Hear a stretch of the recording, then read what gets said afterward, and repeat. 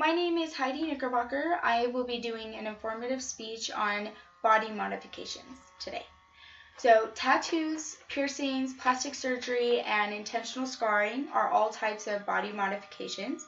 Although most people might find these disturbing and a little out of or strange, modern body modifications have been accepted a lot more across the United States over time.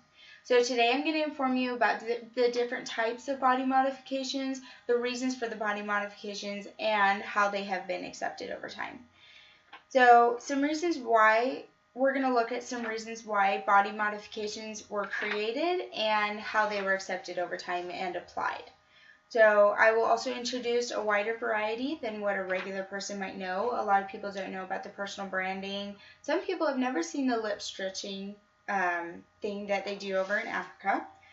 So I've made certain body modifications to myself. I have 6 different piercings and I have a tattoo and plans for another one.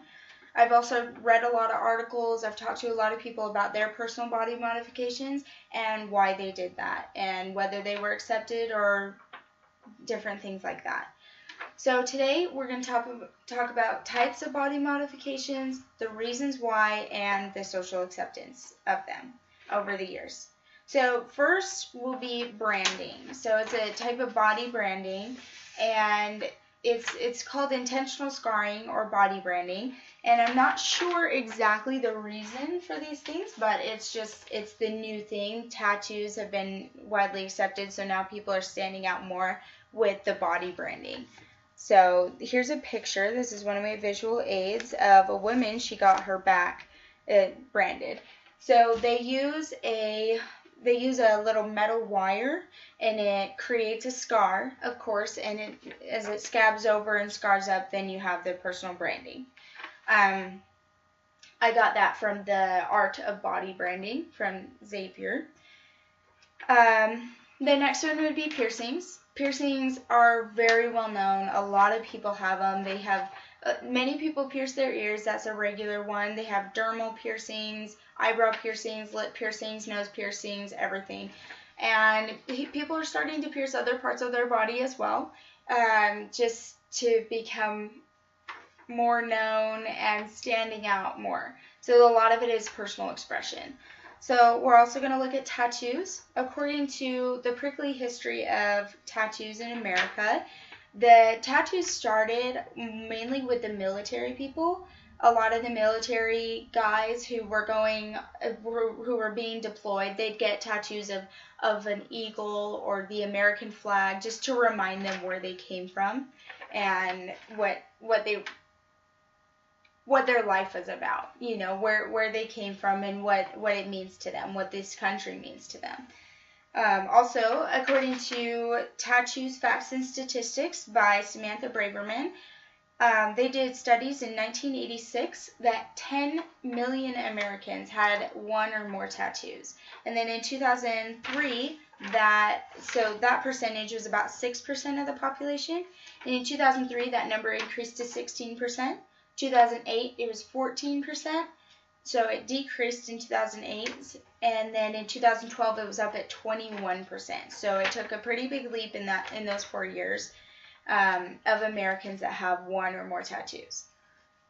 So now a lot of people still find these body modifications strange, but not as many. So we can look at the reasons why people get these body modifications. So the first one we're going to talk about is cultural. So a lot of people have cultures where they have just certain things. There's the neck stretching, and then this culture is an African culture. They do a lip stretching. So they cut the bottom of their lip and then they put a plate in there.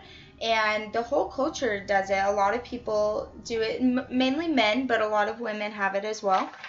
That's just another type of body modification, and it's cultural. So social is the next one. Social, I feel like, is the biggest one. A lot of people, if you see one person that has something, of course you're going to want it. And so tattoos, piercings, all those things have come, and they're a big social thing. Everybody wants to be accepted, or they want to stand out, one of the two. And so that'll be a social thing. Identification, according to the art of body branding, people use this as identification. So people can have tattoos, like the tribal tattoos on the shoulders of many Polynesians, Samoans, those races of people.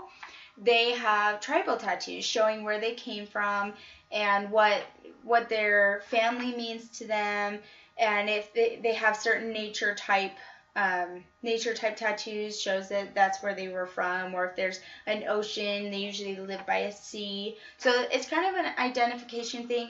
Also in prisons and just prisoners in general get certain body brandings and as identification for who they are and things like that. So we've now discussed the different types and the reasons. So now we're going to look at the acceptance over the years. So more people are starting to do it. In America, in the whole world, so many more people are getting tattoos. Those numbers are increasing like crazy. So I have the tattoos. I focus just mainly on America.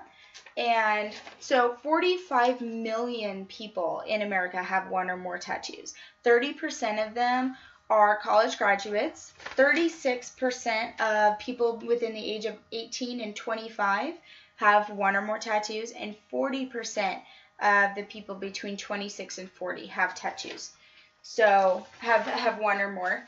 And that's just a simple statistic showing that the numbers are increasing from years ago, because it was only 6% of the population in 1986.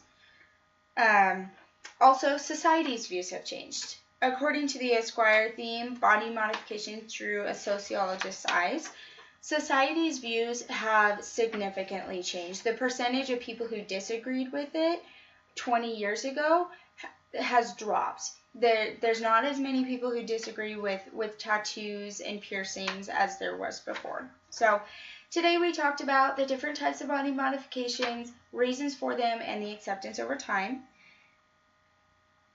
And for me, personal expression is the biggest reason for them. My tattoo that I have a treble clef and a bass clef in the shape of a heart. So that one expresses the fact that music has been a part of my life. Music is a huge thing for me, and it's always been there for me. And so I put it on my body so that people can see that music is always going to be a part of me. Although some of these body modifications still seem strange to you, whether we like it or not, they're becoming a norm. And if you plan on getting any body modifications, just make sure and ask yourself why. And be prepared for your mind's answer, because sometimes you don't have that good of a reason. But if you have good reason, then feel free and enjoy it and take advantage of the opportunities that we have today. So, thank you very much. That is my speech.